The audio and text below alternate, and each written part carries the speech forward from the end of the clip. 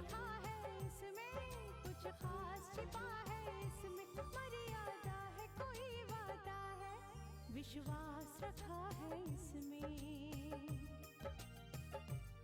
सात फेरों से मिला ये तो उपहार है, मेरा श्रृंगार है, मेरा श्रृंगार है, मेरा श्रृंगार है, मेरा श्रृंगार है।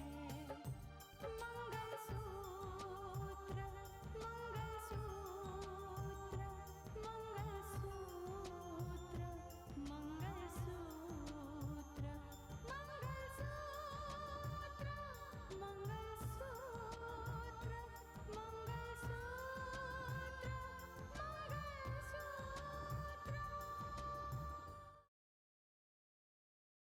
अगर मुझे जरा सा भी मौका मिला ना तो मैं तुम्हारी मदद जरूर करूंगी।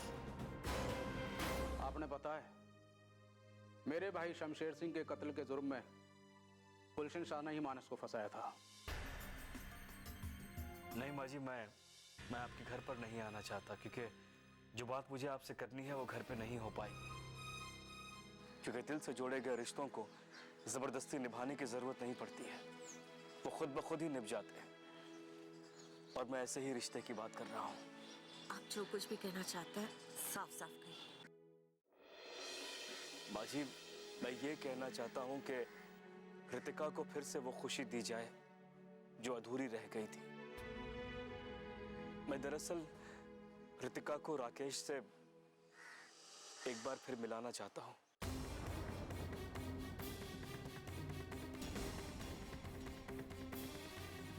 नहीं दामाजी नहीं, ये बात आपने सोची भी कैसे? ये बात मैंने इसलिए सोची माँ जी, क्योंकि मैं रितिका से बहुत प्यार करता हूँ, बहुत बहुत ज्यादा प्यार करता हूँ। आप प्लीज मेरी हेल्प कीजिए माँ जी, ताकि रितिका और राकेश को उनकी खोई हुई खुशियां मिल जाए। प्लीज मदद कीजिए मेरी। आपने ये सब कैसे सोच लिया? मैं ऐसा कभी भी नहीं सोच सकती, कभी नहीं सोच सकती ऐसा। आप कोशिश तो कीजिए माँ जी, आपकी और मेरी छोटी सी कोशिश से कृतिका के चेहरे पे खुशियां हमेशा हमेशा के लिए लौट आएंगी, फिर से मुस्कुराने लगेगी। नहीं,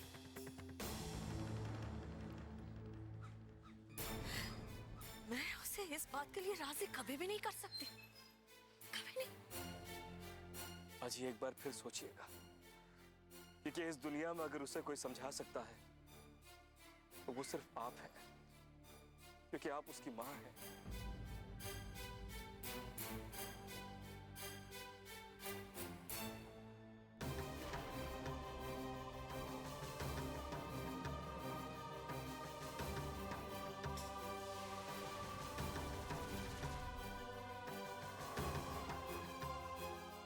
चलता हूं माँ जी।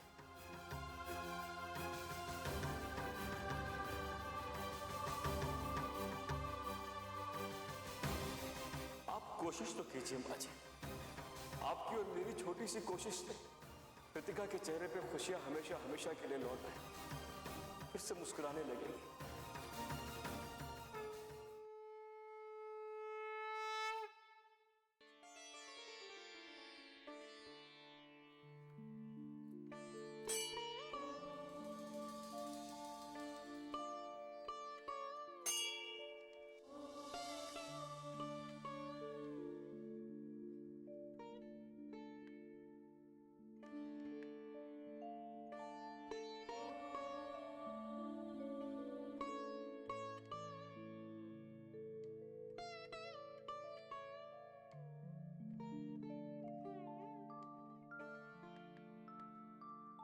बहुत बहुत धन्यवाद भगवान आपका कि आपने मेरा प्रण पूरा कर दिया। वो प्रण जिसे दिल में लेकर मैं इस सफर पर निकली थी, आज वो प्रण पूरा हो गया और इसके लिए मैं आपकी आभारी हूं।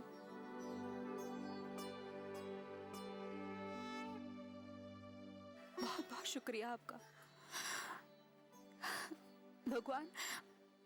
आज से मेरी जिंदगी का एक नया अध्याय शुरू होने वाला है।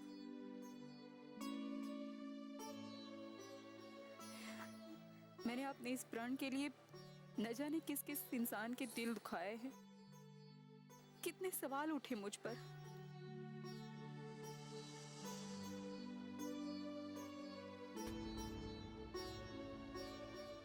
मैं किसी की पत्नी बनी, लेकिन पत्नी होने का फर्ज नहीं निभा सकी, क्योंकि मैं इस प्रण से बंधी थी ना।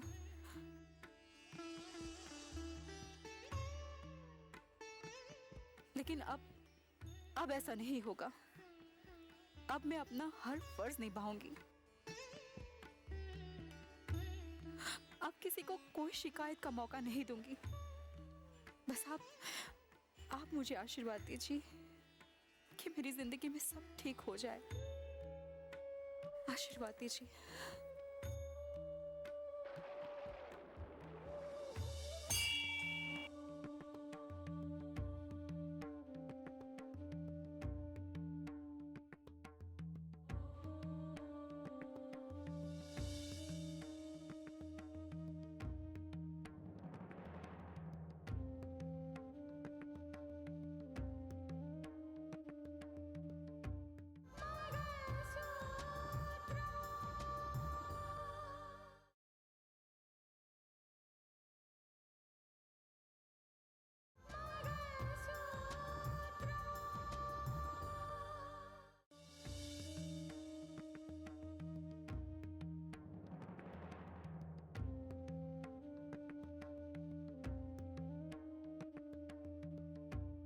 मेरी बेटी का कसूर क्या है भगवान? अब कौन सी परीक्षा लेना चाहते हो? एक औरत के लिए इससे बड़ी परीक्षा क्या होगी कि उसका पति उसे किसी और को सौंपना चाहता है? ये कैसी परीक्षा है भगवान? आखिर मेरी बेटी की तकदीर में आपने क्या लिखा है?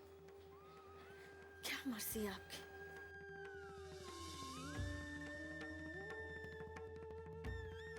रितिका तो बस अपना प्रण पूरा करना चाहती थी, और आज जब उसका प्रण पूरा हुआ है तो एक बार फिर हालात ने उसे दोहराए पर खड़ा कर दिया है। उसकी जिंदगी का आखिर क्या होगा? मुझे मालूम है जो कुछ दामाद जी सोच रहे हैं, रितिका कभी इस बात को स्वीकार नहीं करेगी। लेकिन ऐसी बात उठी क्यों प्रभु? इस बात से रितिका पर क्या गुजरेगी?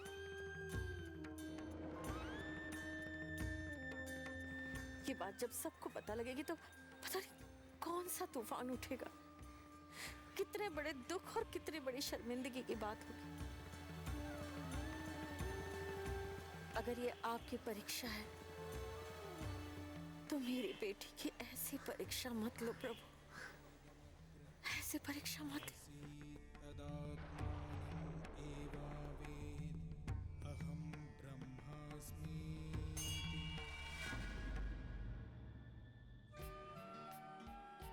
माँ, अरे रितिका तुम?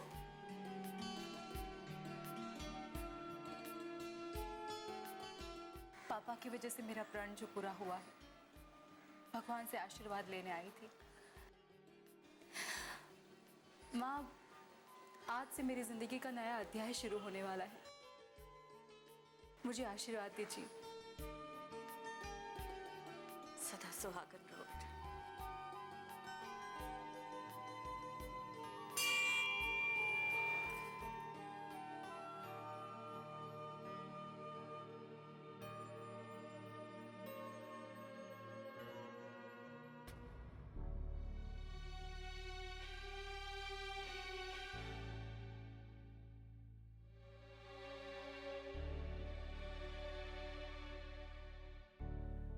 मंजाल अंकल,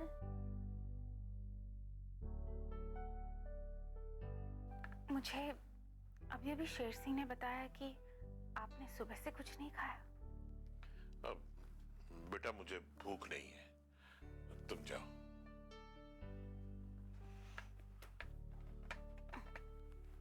मैं जाने नहीं, आपको खाना खिलाने आई हूँ। जिद मत करो बेटा, मुझे सचमुच भूख नहीं है। अंकल थोड़ा तो खा लीजिए। कैसे खा लूं बेटा?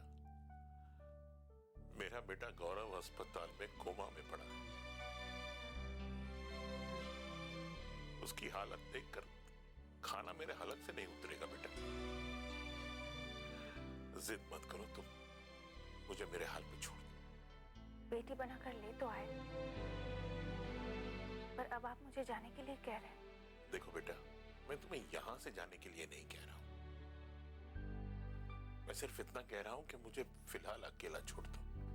अंकल, किसी का इंतजार करने के लिए जिंदा रहना भी जरूरी होता है। और अगर ऐसी हालत में आप अपने आप को नहीं संभालेंगे तो गौरव को कौन संभालेगा? अंकल, अपना ख्याल रखिए प्लीज। अपने लिए ना सही, लेकिन एटलीस्ट गौरव के लिए तो खा लीजिए। बेटा, गौरव ने मेरे साथ खाना खाने का वादा किया था, और अब तो वो खुद बेचारा अस्पताल में कोमा में पड़ा है।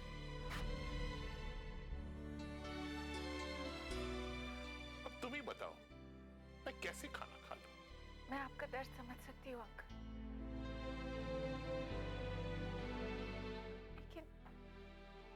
लेकिन अंकल। बेटा, तुम मेरे गम में क्यों शरीक होना चाहती हो? ये गम मेरा है, ये लड़ाई मेरी है, मुझे ही लड़ने दो। तुम मुझे अकेला छोड़ दो बेटा। तुम यहां से मेहरबानी करके जाओ।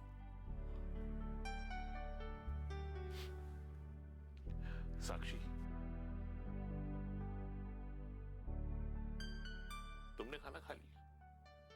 आपको गौरव का इंतजार है और मुझे आपका।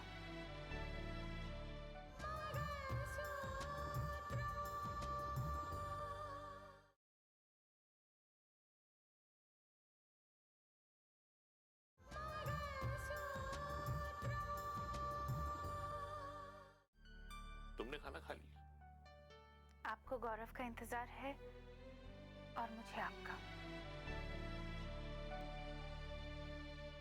जब तक आप नहीं खाएंगे तब तक मैं कैसे खा सकती हूँ अंकल? बेटा, मैंने कहा ना, ये मेरा गम है, ये मुझ तक ही रहने दो बेटा। तुम जाओ और खाना खा लो प्लीज।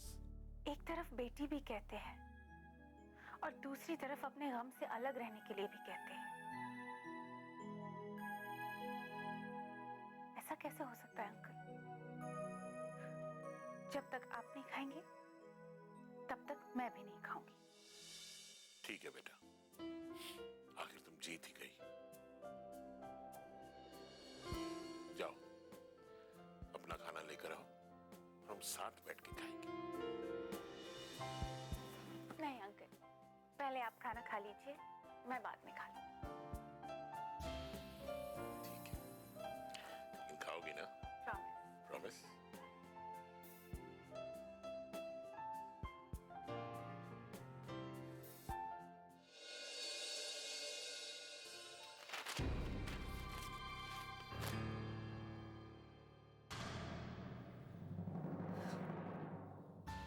कहां से आ रही?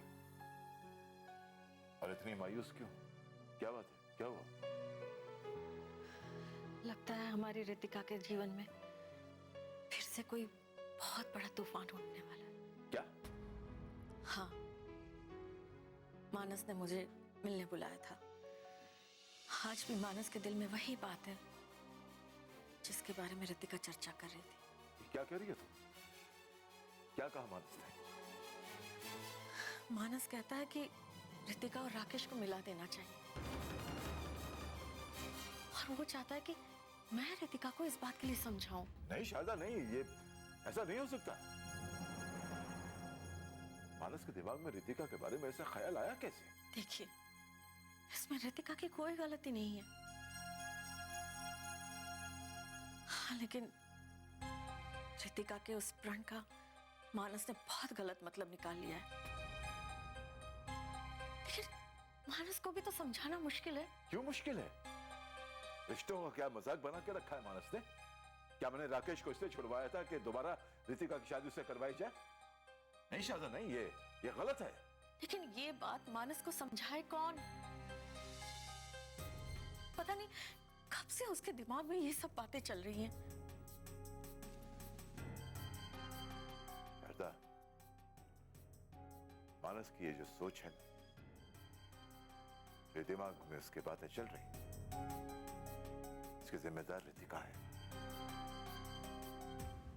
रितिका, मैंने उसे उसी वक्त समझाया था, लेकिन उसने मेरी बातों को ध्यान नहीं दिया। बिल्कुल नहीं, बिल्कुल नकार दी मेरी बातें।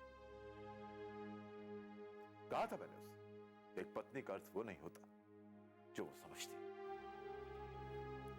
देखिए, मैं आपकी और सबकी चिंताएं समझती हूँ, लेकिन इसका मतलब ये तो नहीं कि रितिका के दिल में आज भी राकेश बसा हुआ है, जैसा कि मानस सोचता है। गलतफहमियां ऐसी होती हैं शारदा, जिंदगियां इसी तरह बर्बाद होती हैं। मैं तो कहूंगा कि रितिका ने मानस को यह सोचने के लिए आमादा कर दिया था, वरना मानस कभी ऐसा नहीं सोचता। मैं मानती हूँ रितिका ने गलती की है, लेकिन मानस जो अब कर रहा है वो भी तो ठीक नहीं है। देखिए, मैं कहती हूँ कि एक बार आप समधी जी से इस बारे में बात कीजिए, जितना जल्द हो सके इस बात को खत्म कीजिए बस। शारदा, जो भी बात शुरू होती है ना, वो इतनी आसानी से खत्म नहीं होती। और मैं समधी जी से क्या कहूं उनसे? पता नहीं उन्हें ये मालूम है कि नहीं कि मानस रितिका के बारे में इस तरह से सोचता है। उन्हें भी जब पता चलेगा तो कितनी तकलीफ होगी। वो भी तो यही सोचेंगे ना कि अगर मानस रितिका के बारे में इस तरह से सोचता है तो कोई ना कोई वजह तो जरूर होगी। मानस ने कुछ ऐसा देख लिया होगा जिसकी वजह से इस तरह की बातें कर रहा है। शायद किस किस को समझाऊंगा मैं, किस किस को, और कब तक समझाता रहूंगा? कब तक? पता नहीं क्या होने वाला है, क्या लिखा है मेरी बेटी की तकदीर में। कब तक वो इतनी परीक्षाएं देती रहेगी? वो क्यों उसके साथ ऐसा होता है? क्यों होता है? क्यों? इंसान के साथ जो भी होता है ना शारदा, उसका जिम्मेदार इंसान खुद होता है।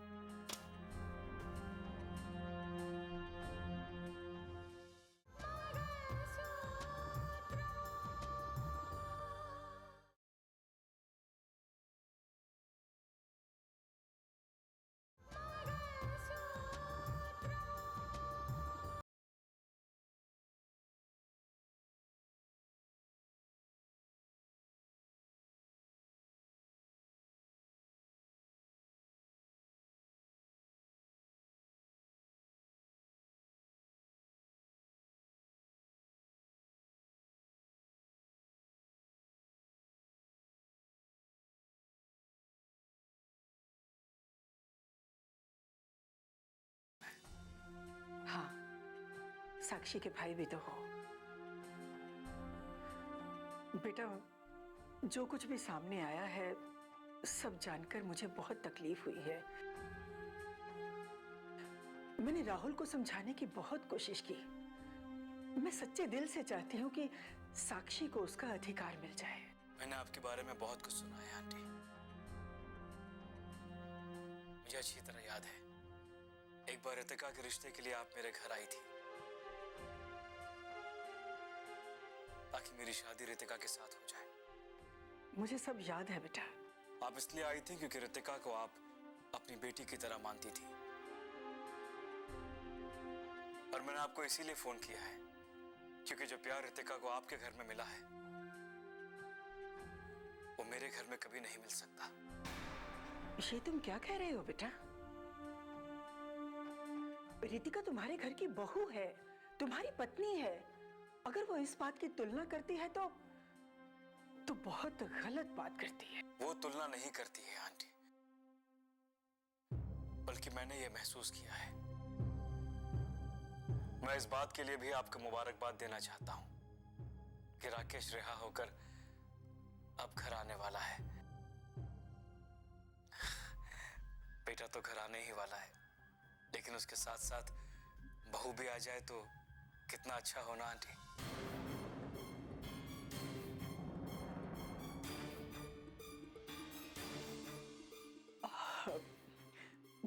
तुम किसकी बात कर रहे हो? रितिका की या साक्षी की? मुझे दोनों की ही फिक्र है आंटी।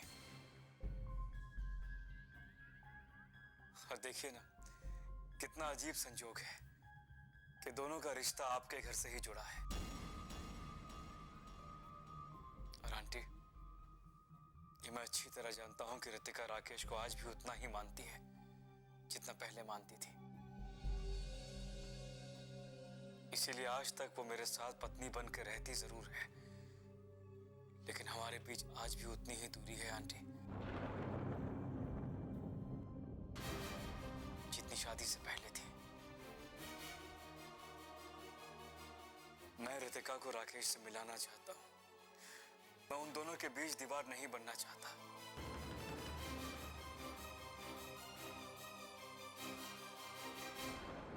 लेकिन इसके लिए आप लोगों की मर्जी और रजामंदी, दोनों ही चीजों की जरूरत है।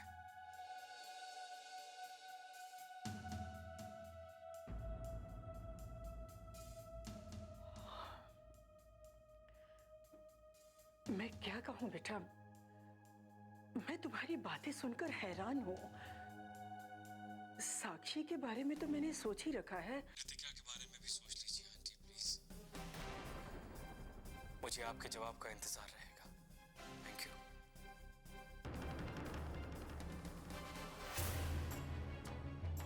रितिका के बारे में भी सोच लीजिए आंटी प्लीज। मुझे आपके जवाब का इंतजार रहेगा।